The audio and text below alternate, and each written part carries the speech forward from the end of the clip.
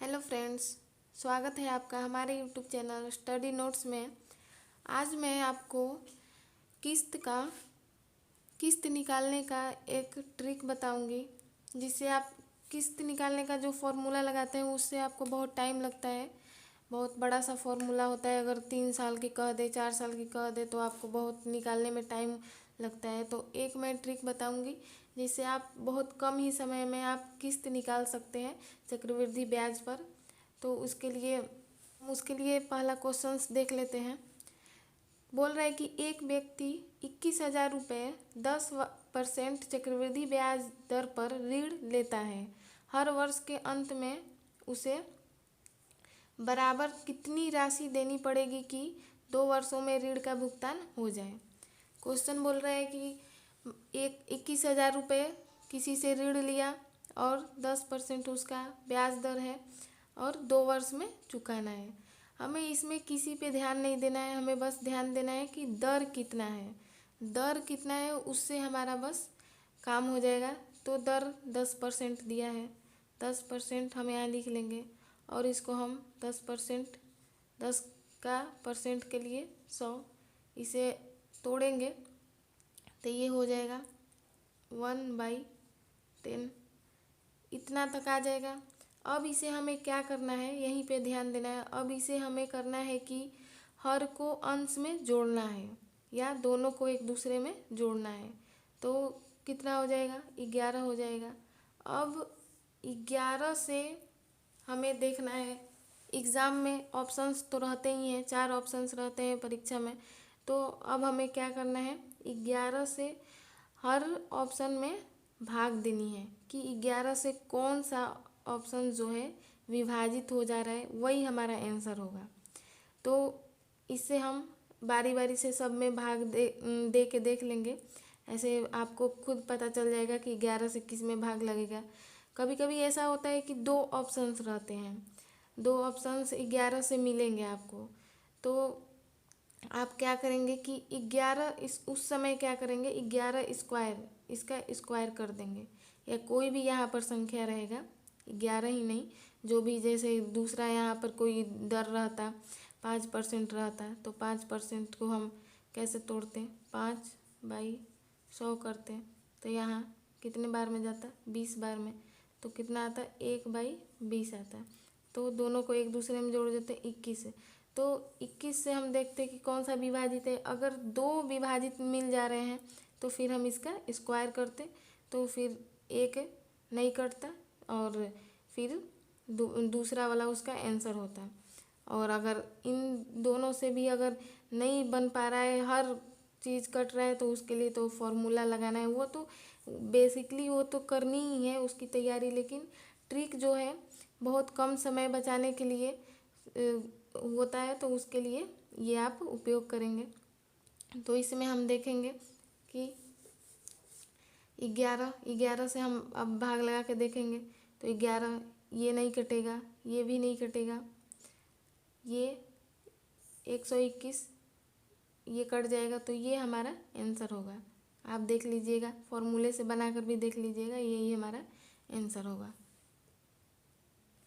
इसी पर हम देख लेते हैं दूसरा क्वेश्चन। बोल रहे हैं कि 3 वर्ष का दे, मतलब 3 वर्ष में देना है। 1192 रुपये का ऋण उसने लिया है। ऋण को बराबर वार्षिक किस्त में चुकाना है। यदि ब्याज दर 12% वार्षिक हो तो प्रत्येक किस्त का मान कितना होगा। तो मैं पहली बार ही बताई कि आपको किसी चीज़ पे ध्यान नहीं देना है, मूलधन पे भी ध्यान नहीं देना है, वर्ष पे भी ध्यान नहीं देना है, बस दर को हमें लेके चलना है। दर कितना दिया है, 12%। अब 12% को हम नॉर्मल तरीक़ा से 12, तो ये 3 बार में और ये 25 बार में जाएगा 4 से। तो ये कितना हो जाएगा, 3/25। इतना हम कर लिए। अब हमारा अगला क्या करना है कि इन दोनों को जोड़ना है। इन दोनों को जोड़ना है तो कितना हो जाएगा, 28। 28 हो गया। तो ऑप्शंस अब दिए रहेंगे परीक्षा में, ऑप्शंस हम लिख लेंगे। तो ये है 4 ऑप्शंस जो कि आपको एग्ज़ाम में भी दिए रहेंगे। तो अब हमें 28 से इनमें बारी बारी से भाग लगाना है।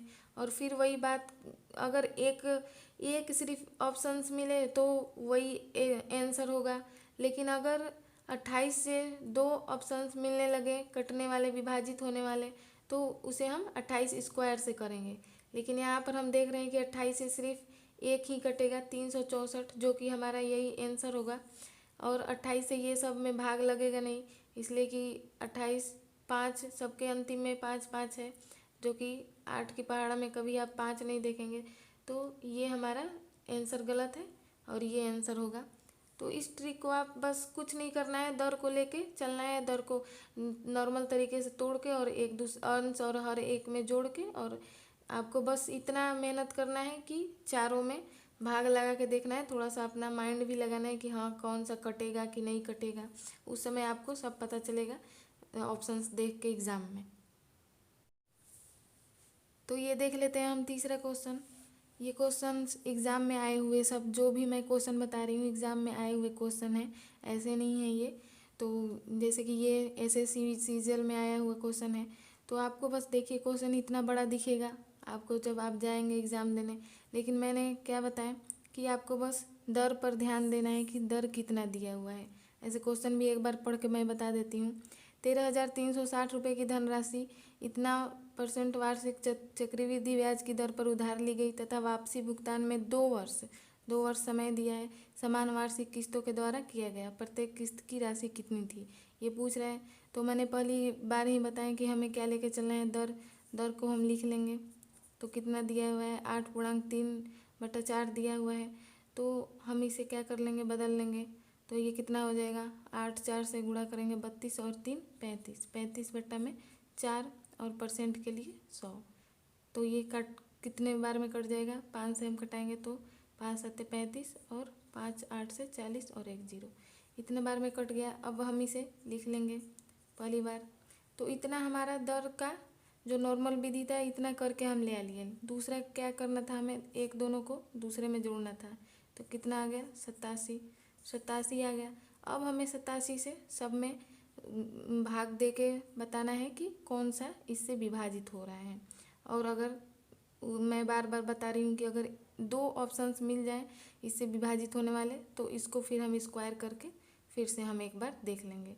ठीक है, तो अभी इसे हम भाग दिए तो इसका आंसर बी हो रहा है। ये सब नहीं कट रहे हैं, पॉइंट में आ रहे हैं, तो इसका आंसर जो है ये सटीक इतने बार में ही जा रहा है। तो ये हमारा आंसर होगा। आप करके देख लीजिएगा नॉर्मल विधि से और किसी भी विधि से, इसका आंसर ये आएगा।